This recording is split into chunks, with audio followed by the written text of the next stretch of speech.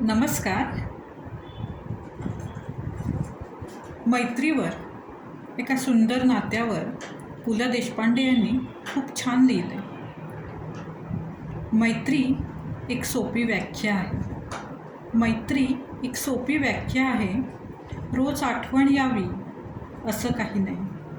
रोज आठवण यावी असं काही नाही. रोज भेट व्हावी असंही काही नाही. रोज भेट व्हावी असंही काही नाही. एवढंच कशाला रोज बोलणं व्हावं असंही काही नाही. एवढंच कशाला रोज भेट व्हावी असंही काही नाही. रोज बोलणं व्हावं असंही काही नाही. पण मी तुला विसरणार नाही ही झाली खात्री. मी तुला विसरणार नाही ही झाली खात्री. आणि तुला याची जाणीव असणं ही झाली मैत्री. आणि तुला याची जाणीव असणं ही झाली मैत्री. शेवटी काय, भेटी नाही झाल्या तरी चालतील, पण गाठी बसणं महत्त्वाचं. ज्यांनी हे जाणलं त्यांनी माणसातील माणुसकी जाणली.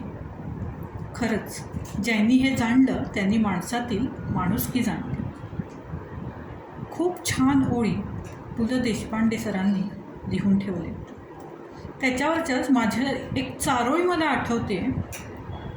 कधीतरी सहजही भेटत जावं, राहिलेलं अंतरही मिटत जावं. कधीतरी सहजही भेटत जावं, राहिलेलं अंतरही मिटत जावं. भिजण्यासाठी का हवेत काळे ढग पावसाळी ऋतू. भिजण्यासाठी का हवेत काळे ढग पावसाळी ऋतू. हृदयाच्या ओलाव्यानेच ओलचिंब व्हावं. हृदयाच्या ओलाव्यानेच ओलचिंब व्हावं.